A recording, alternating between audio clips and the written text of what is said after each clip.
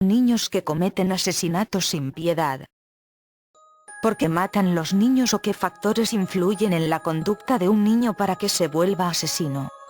Existen varios factores: neurológicos, psicológicos, familiares, socioculturales, económicos y políticos. El asesinato cometido por niños siempre nos desconcierta, y es que, como dijo el escritor colombiano Miguel Mendoza Luna, cuando el niño pasa de víctima a victimario, pone en crisis todas las creencias, teorías y preceptos morales del ser humano.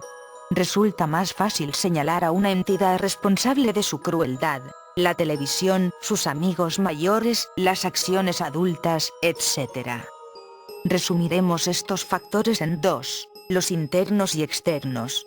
Factores internos: de temperamento o personalidad fría y calculadora, en un adulto serían catalogados como de psicopatía, como insensibilidad o falta de arrepentimiento. Una personalidad psicopática es manipuladora y siempre buscará su conveniencia, pero puede llegar a interiorizar que hay unos límites que no debe traspasar. Esto nos muestra que un niño con tendencias psicopáticas no está condenado al crimen, pero lógicamente es mucho más propenso a caer en él, dado un entorno determinado, que un niño sin esas tendencias en ese mismo entorno.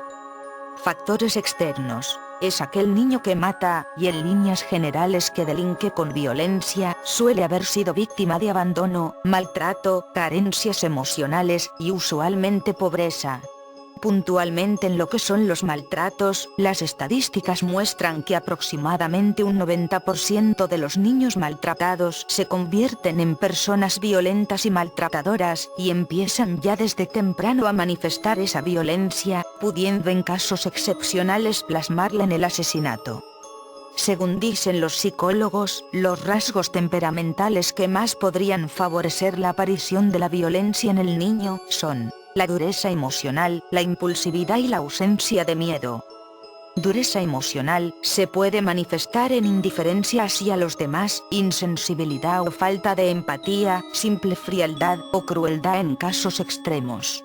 Si no siento, no sufro. Tal es la lógica del niño que adopta la dureza emocional como respuesta a un entorno que le genera malestar, siendo que ese entorno puede pasar desde tener unos padres que golpean, hasta padres que no insultan ni golpean pero son fríos, distantes e indiferentes, hermanos abusivos, o simplemente no hay hermanos o fuente alguna que contrarreste esa falta de afecto. Las consecuencias serán aún peores en el proceso de endurecimiento emocional del niño.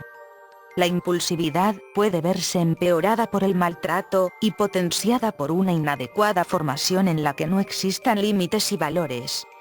La ausencia de miedo es el más peligroso de los tres componentes, y generalmente es innato cuando se manifiesta con intensidad. Dice sobre esto el psicólogo Andrés Puello: en estos niños, el castigo no sirve de nada. Ni el castigo físico, ni la amenaza, les produce el más mínimo impacto. A continuación, casos de niños asesinos más extremos de la historia.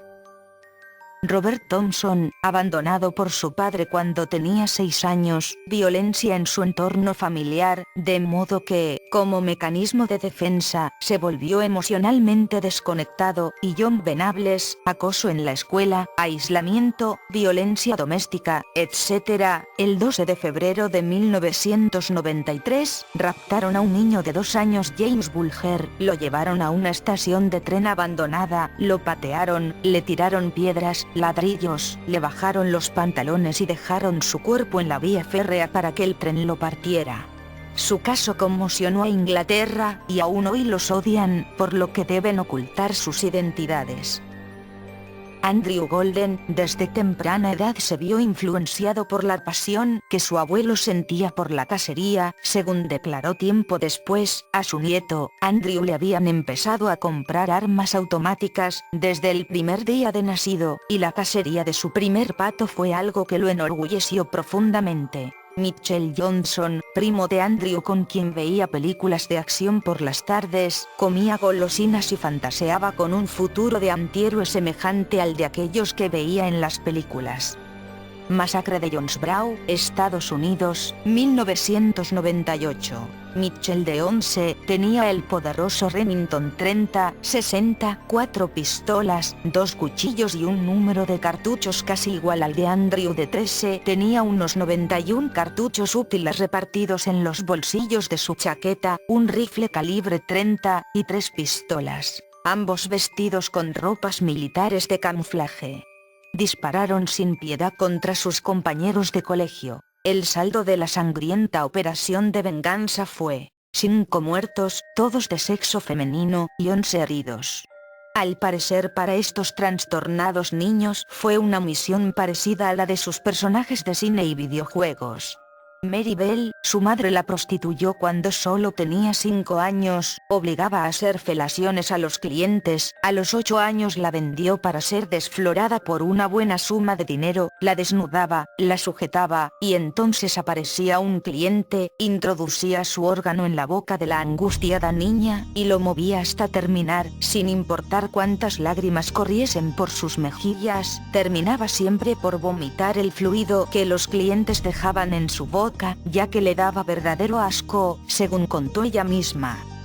Su primera víctima, Martin Brown, vecino de Mary, cuando se encontró su cadáver, la prensa informó que se había caído al jugar, pero los forenses afirmaron que habían signos de estrangulamiento, varios golpes y una contusión sangrante en la cabeza. La realidad fue que Mary lo había empujado, y al ver que el niño aún vivía, lo estranguló, pero eso no se sabría hasta tiempo después. Ya de adulta, pudo reconocer: no estoy enojada.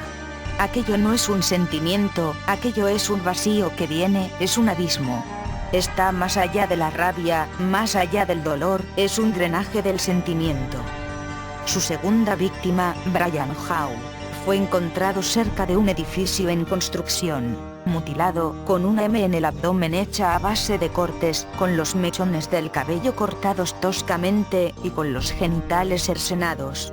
Era un crimen demasiado siniestro, pero los investigadores vieron en él una especie de juego ritual, así que sospecharon que podría tratarse de un criminal adolescente, o quizá de un niño.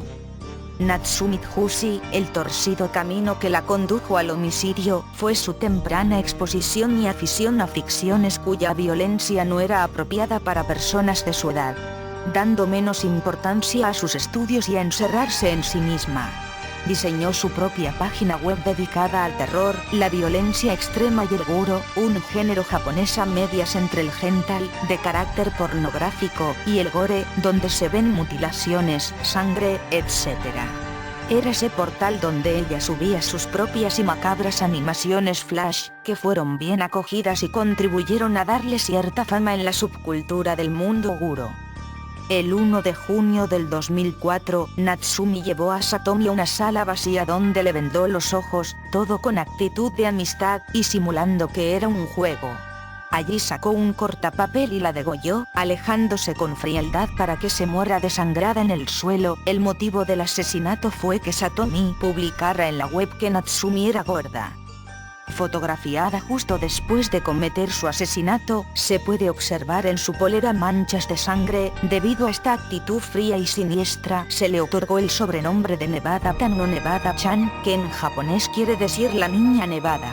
Natsumi llegó a convertirse en una figura popular dentro del mundo otaku, apareciendo en animes, mangas y hasta en el hentai. Inclusive, aparece en un episodio de South Park y se han hecho muñecas con su imagen. Increíble. A continuación, un resumen de vídeos de dibujos animados no recomendados para niños.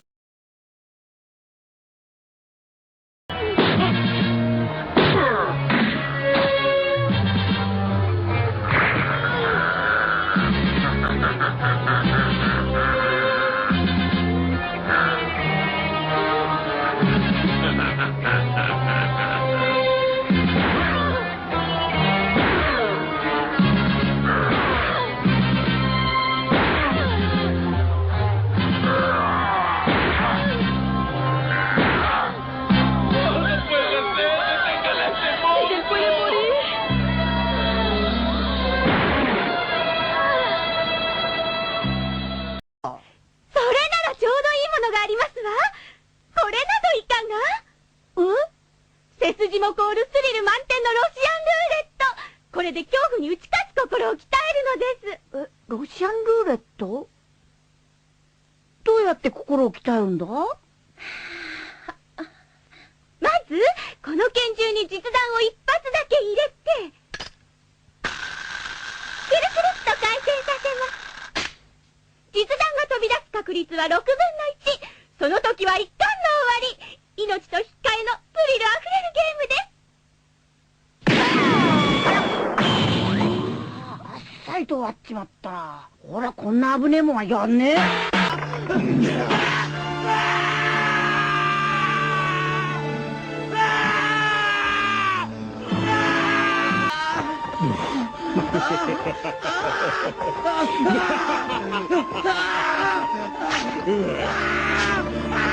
Y ahora dime, muchacho impertinente, ¿cómo te sientes? ¿Eh?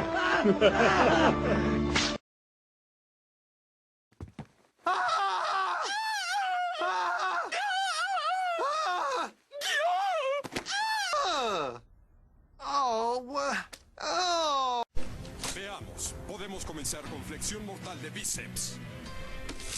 O las abdominales mortales. Son muy buenas para comenzar. O el impulso pélvico mortal. Es uno de mis favoritos. No lo quería decir frente a Patricio. Esa gorra te hace ver como una chica. Soy una chica linda. Oh, pues, eres hermosa. Oh, Y así podemos enumerar una serie de casos de niños criminales, dibujos animados y videojuegos no apto para ellos, pero lo más importante es tomar conciencia de lograr brindar a la sociedad un hombre de bien, que logró serlo, gracias a que tuvo una niñez sana y feliz. Muchas gracias.